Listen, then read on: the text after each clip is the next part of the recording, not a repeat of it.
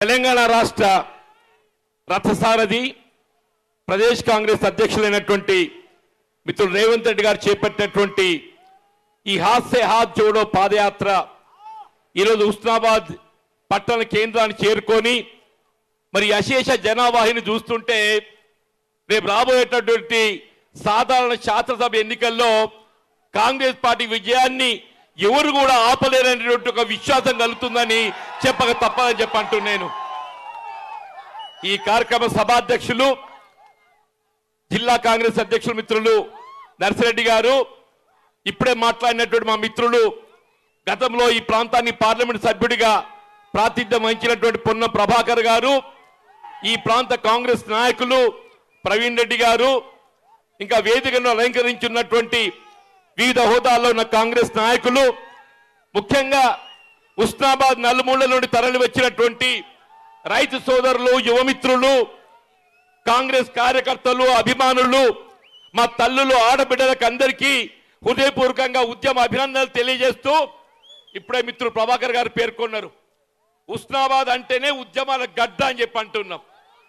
అటువంటి ఒక హుస్నాబాద్ వీళ్ళ గుర్తింపు లేకుండా చేయాలనేటువంటి కుట్రలో భాగంగా హుస్నాబాద్ ప్రాంతాన్ని 3 ముక్కలు చేసిండయా. ఓ ముక్కను పట్టుకపోయి వరంగల్ కలిపిండు, ఓ ముక్కను పట్టుకపోయి సిద్దిపేటలో కలిపిండు, ఓ ముక్క ఏదైతే చివరికి కరీంనగర్లో మిగిలి ఉందని చెప్పి అంటున్నాను. హుస్నాబాద్ పట్టుకొని 3 ముక్కలు ఆట ఆడిండని చెప్పి అంటున్నాను. ఇలా హుస్నాబాద్కు ఉన్నట్టు ప్రత్యేకతను ఇవాళ లేకుండా చేయాలి కుట్రలో భాగంగా ఈ చేసిందని చెప్పి చెప్పక తప్పదని చెప్పి అంటున్నా. నేను రేపు రాష్ట్రంలో కాంగ్రెస్ ప్రభుత్వం అధికారానికి రావటంతోనే ఏ 10 జిల్లాల్లో 33 జిల్లాలు చేయడం జరిగిందో ఆ జిల్లాల పునర్విభజనలో భాగంగా ఈ హుస్నాబాద్ ప్రాంతాన్ని జరిగిన ఒక అన్యాయాన్ని సరిదిద్దే విధంగా ఈ హుస్నాబాద్ కరీంనగర్తో ఉన్నట్టు ఒక జన్మల అనుబంధం చెప్పి అంటున్నా. ఆ జన్మల అనుబంధం, ఆత్మీయత, అనురాగం నిలబెట్టే విధంగా మా హుస్నాబాద్ ప్రాంతాన్ని తిరిగి కరీంనగర్ జిల్లాలో చేర్చడం ఏదైతుందో కాంగ్రెస్ పార్టీ లక్ష్యంగా పెట్టుకోవాలని చెప్పంటున్నాను. ఇలా హుస్నాబాద్ ఏదైతుందో కరీంనగర్ జిల్లా గడ్డ అని చెప్పంటున్నాను. ఇలా ఏ హరీష్ రావు కుట్రతో ఇలా హుస్నాబాద్ 3 ముక్కలు చేయడం జరిగిందో మళ్ళీ హుస్నాబాద్ ఏదైతుందో ఐక్యంగా ఏకంగా నిలబెట్టి ఈ ప్రాంతంలో ఉన్న సమస్యలన్నింటినీ పరిష్కరింప చేయటం వీళ్ళ కాంగ్రెస్ పార్టీ యొక్క లక్ష్యం, బాధ్యత అని చెప్పంటున్నాను. వాళ్ళు ఇప్పుడే మాట్లాడారు మిత్రులు ప్రభాకర్, వీళ్ళు ఏ గౌరవెల్లి, గండవెల్లి రిజర్వాయర్ ఈ హుస్నాబాద్ ప్రాంతం గుండె చెప్పడన్నారో గౌరవెల్లిలో ముంపు గురవుతున్నటువంటి మా గుడాడిపల్లె కానీ ఇతర గ్రామాలు ఏదైతుందో వాళ్ళు చెల్లింపు చేయవలసినటువంటి భూ పరిహారం చెల్లింపు చేయకుండా వాళ్ళు అక్రమంగా అర్ధరాత్రి కరెంటు తీసేసి వీళ్ళు అమానవీయతతో ఏదైతున్నదో ఆడబిడ్డలని చూడకుండా ఏదైతుందో ఆ కృత్యాలతోని వాళ్ళని ఖాళీ చేయడం జరిగిందని నాకు చెప్పంటున్నాను. ఇవాళ ఏదైతుందో అతి దారుణంగా ఆడబిడ్డలను చూడకుండా మానవత్వం ఉన్నటువంటి ఒక మనిషి ఎవడు కూడా ఏదైతుందో ఆ పని చేయడు అని చెప్పంటున్నాను. ఇలా కేసీఆర్కి ఏదైతుందో నువ్వు తెలంగాణ పుట్టినవాడు అయినట్టయితే, నీలో మానవత్వం ఉన్నట్టయితే ఎలా గౌరవెల్లి గ్రామస్తులకు, ఆ గుడాడిపల్లె గ్రామస్తులకు ఏదైతుందో ముందు క్షమాపణ చెప్పిన తదుపరి మాత్రమే ఈ గడ్డ మీద అడుగు పెట్టాలి అని చెప్పంటున్నాను. వీళ్ళ దారుణం చేసింది నువ్వు, నీ ప్రభుత్వం, నీ పోలీసుల అరాచకాలకు ఏదైతుందో ఈ ప్రాంతం హింసకు గురవుతే అదే వీళ్ళ గుడాడిపల్లె గ్రామస్తులు ఏదైతుందో జైల్లో పెట్టిందని చెప్పంటున్నా, అక్రమంగా హింసించిందని చెప్పంటున్నా. ఇలా గౌరవెల్లి రిజర్వాయర్ ఏదైతుందో గండిపల్లి వరకు నీటిని తీసుకెళ్లడం కాంగ్రెస్ పార్టీ లక్ష్యం అని చెప్పంటున్నాం. ఇలా ఏ తోటపల్లి ఓబులాపూర్ రిజర్వాయర్ నిర్మాణం తలబెట్టి తోటపల్లి ఓబులాపూర్కి ఏదైతుందో మన గౌరవెల్లి నీటి తరలించాలని చెప్పని లక్ష్యంగా మరి చేపట్టబడ జరిగిందో నేను అడుగుతున్న కేసీఆర్ గారిని, వీళ్ళ తోటపల్లి ఓబులాపూర్ రిజర్వాయర్ నువ్వు ఎందుకు రద్దు చేసావని చెప్పంటున్నాను. వీళ్ళ మీరు సేకరించినటువంటి ఒక 100,000 ఎకరాల భూమి ఎవడి కావేరి భాస్కర్ రావు అని చెప్పంటున్నాను. కావేరి భాస్కర్ రావుకు తోటపల్లితో ఉన్న సంబంధం ఏంటి అని చెప్పంటున్నాను.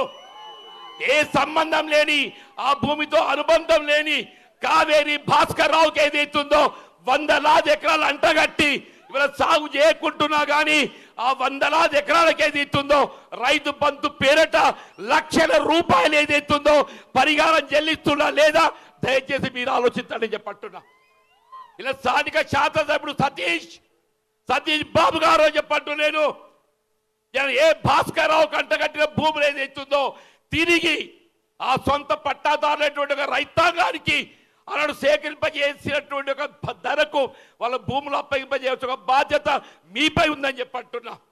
లేని పక్షంలో రేపు రాబోయేది కాంగ్రెస్ ప్రభుత్వం అధికారి రావడంతోనే తోటపల్లి ఉబలాపూర్ సంబంధించిన భూసేకరణలో భూములు కోల్పోయిన ఒక రైతాంగానికి ఆ భూములన్నీ తిరిగి కల్పింప చేయడం ఏదైతుందో కాంగ్రెస్ పార్టీ ఎజెండాలో ప్రధాన అంశంగా పెరుగుతుందని చెప్పి మనం చూస్తూ చెప్పండి.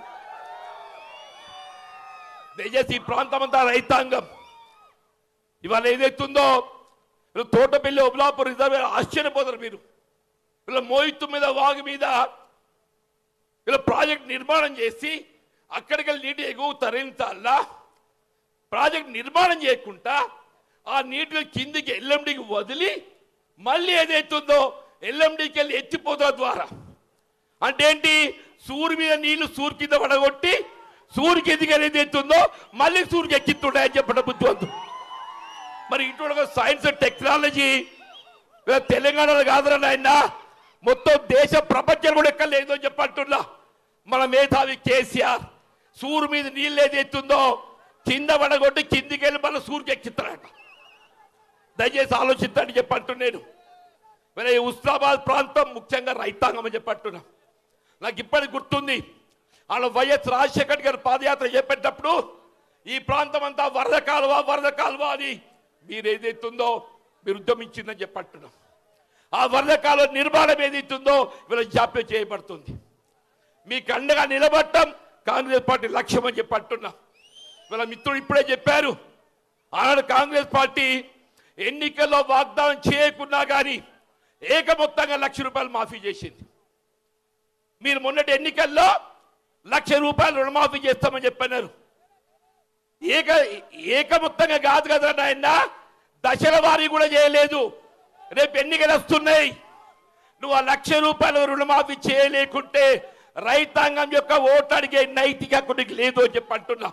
అదే కాంగ్రెస్ ప్రభుత్వం అధికారం రావడంతోనే 1,00,000 కాదు ₹2,00,000 వరకు ఏదైతుందో ఏకమొత్తంగా మీరు రుణమాఫీ చేయడం చెప్పంటున్నాం. వీళ్ళ వరి ధాన్యానికి వీళ్ళ అంగట్లో అమ్ముకోవడానికి పోతే పచ్చి ఉన్నాయి అట్లు తప్పున్నది తాలు ఉన్నది ఏమి ఇదా తమాషాల కాంగ్రెస్ ఎన్నడన్నా తప్ప తాలు పచ్చిగా చెప్పని వాటిలో పక్కన పెట్టినారే. అదే ఇవాళ ఛత్తీస్గఢ్ పోయినా మొన్న మేము మద్దతు ధర 2,060 ఉంటే ₹2,660 కొంటుండే అక్కడ కాంగ్రెస్ ప్రభుత్వం. క్వింటల్కు 600 ఎక్కువ. రేపు రాష్ట్రంలో కాంగ్రెస్ ప్రభుత్వం అధికారం రావడంతోనే ఆనాడు మద్దతు ధర ఎంత ఉండబోయినా కానీ ఆ మద్దతు ధరకు అదనంగా ఏదైతుందో ₹600 ఎక్కువ ఇచ్చి వరి ధాన్యాన్ని కొనుగోలు చేయడం కాంగ్రెస్ పార్టీ లక్ష్యం అని చెప్పంటున్నా. ఇది కాంగ్రెస్ పార్టీ నాయనా, ఇది కాంగ్రెస్ పార్టీ అని చెప్పంటున్నా. వీళ్ళ కుకింగ్ గ్యాస్ ఆడబిడ్డల కన్నీరు ఇవాళ ఇంకు భూమి మీద పడితే ఆ ఉసురు ఉట్టిగా పోదు. ఇలా కేటీఆర్ ఏమంటుండు ఆడు ₹50 పెంచిండు మనం ఏదైతుందో నిరసన వ్యక్తం చేద్దాం. అరే నాయన అలాంటి కేంద్రంలో కాంగ్రెస్ ప్రభుత్వం ₹50 పెంచినా కానీ రాష్ట్రంలో కాంగ్రెస్ ప్రభుత్వం ఆ ₹50 ఏదైతే రాయితీ కల్పించి ఆడబిడ్డలకు అండగా ఉన్నది కాంగ్రెస్ పార్టీ అని చెప్పి అంటున్నాం.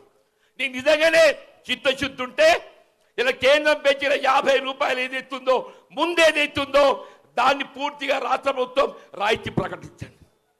రేపు కాంగ్రెస్ ప్రభుత్వం అధికారం రావడంతోనే ఇవాళ ఏదైతుందో ఏ రాజస్థాన్ గవర్నమెంట్ ప్రభుత్వంలో ఇలా సిలిండర్ బుడ్డి ఎంతున్నా కానీ 1,200 ఉంటే ₹500 ఇస్తుండే.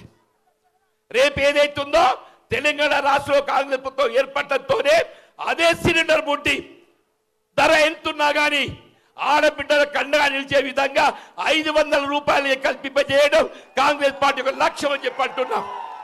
దయచేసి ఆలోచించండి అంటున్నాను. ఇలా వాగ్దానాలు కాదు. మొన్న ఏం చెప్పిండే దళిత బంధు అన్నాడు. నేను అడుగుతున్నా మా దళిత సోదరులను హుజరాబాద్ ఏదైతుందో ఎన్నికలు ఉన్నాయి కదా అని చెప్పని ఆడ దళిత బంధు అని చెప్పని ఇచ్చి ఇవ్వచ్చు. మా హుస్నాబాద్ నియోజకవర్గం లోపల ఎంతమంది దళితులకు నేను దళిత బంధు అమలు చేసామంటున్నా. నిజంగానే ఏ దళిత సోదరునికైనా దళిత బంధు వస్తే మీ దండం పెడుతున్నా, మీరు కారు గుర్తుకోటేయండి. దళిత బంధు రాని దళితులు ఏదైతున్నారో, దళిత బంధు రాని దళితులు ఏదైతున్నారో దయచేసి మా కాంగ్రెస్ పార్టీకి ఓటేయండి అని చేతులెత్తుతుందని చెప్పి దళిత బంధు వచ్చి అడ్డే అయిపోయింది. రానోళ్ళు మాత్రమే కాంగ్రెస్కి అయ్యింది. ఆనాడు ఏదైతుందో ఇంధనం తల్లి ఊరూరు ఏదైతుందో వీళ్ళ ఇంధనం ఇళ్ళ గృహ నిర్మాణం కట్టించిందా. ఈడొచ్చే డబుల్ బెడ్రూమ్ కట్టిస్తానగానే అందరు ఆశపడ్డారా. బిడ్డ తేడవంటది, అల్లుడు ఏడవంటాడు. ఇక బిడ్డ కలుగు సంసారం లేదు, కళ్యాణింటికనే సంసారం చేస్తారని చూడు కథ అని చెప్పి అంటున్నా. ఇవాళ హుస్నాబాద్ నియోజకవర్గంలో ప్రభుత్వ పరంగా ఎవరికైనా ఒక ఇల్లు మంజూరైతే దయచేసి ఆ ఇల్లు వచ్చినోడు కారు గుర్తుకోటేయండి. ఇల్లు రాని నిరుపేద వర్గాలు ఎవరైనా ఉన్నట్టయితే దయచేసి మా కాంగ్రెస్ పార్టీ కోటేయండి. ప్రభుత్వం అమలు చేయదలపడే సంక్షేమ కార్యక్రమాల లబ్ధి పొందలో లేదైతుందో మా కోటేయండి. మీకు సాచురేషన్ ప్రాతిపదికన మీకందరికీ అవకాశం కల్పింపజేయడం కాంగ్రెస్ పార్టీ లక్ష్యంగా పెట్టుకుంటూ చెప్పండి. దయచేసి ఇవాళ కాంగ్రెస్ పార్టీ తెలంగాణ రాష్ట్రం ఏర్పాటు నుండి ఈనాటి వరకు ఏదైతుందో సరిదో మా అదృష్టం మంచిగా లేదయ్యా. ఇవాళ 9 ఏళ్ళు పోరాటం చేస్తున్నాం. రాబోయే మన కాలం వస్తుంది కాంగ్రెస్ పార్టీ అని చెప్పి అంటున్నా. ఒక ఏడాది 5 సంవత్సరాల కాలం లోపల మన సమస్యల్ని పరిశ్రమ చేయడం జరుగుతుందని చెప్పి పేర్కొంటూ, నిజంగా మీ అందరిని చూస్తుంటే అసలు ఈ రాష్ట్రంలో కాంగ్రెస్ పార్టీ యొక్క విజయాన్ని ఎవడు కూడా ఆపలేడు పో చెప్పి అంటున్నా. వాడు ఎదురుగున్నది టీఆర్ఎస్ బీజేపీ కాదు. ఎవరికి డిపాజిట్ దక్కది అని చెప్పి అంటున్నాను. ఇవాళ రేపు ఏదైతుందో 119లో 100 స్థానాలతో ఏదైతుందో కాంగ్రెస్ పార్టీ విజయ పతాకాన్ని ఎగరవేస్తుందనేటువంటి ఒక విశ్వాసాన్ని వ్యక్తం చేస్తూ నాకు అవకాశం కల్పించినటువంటి ఒక మిత్రులకు హృదయపూర్వకంగా ధన్యవాదాలు చెప్తూ సెలవు తీసుకుంటూ జై హింద్, జై కాంగ్రెస్. హాయ్ ఫ్రెండ్స్, మా టుడే టుమారో యూట్యూబ్ ఛానల్ చూస్తున్నందుకు చాలా థ్యాంక్స్. మరిన్ని లేటెస్ట్ వీడియోస్ కోసం వెంటనే సబ్స్క్రైబ్ చేయండి. అలాగే ఈ బెల్ ని కూడా రింగ్ చేసేయండి. మా నోటిఫికేషన్స్ అన్ని మీ మొబైల్లో వస్తాయి. అలాగే మా వీడియోస్ మీకు నచ్చితే లైక్ చేయండి, షేర్ చేయండి, నచ్చకపోతే కామెంట్ చేయండి.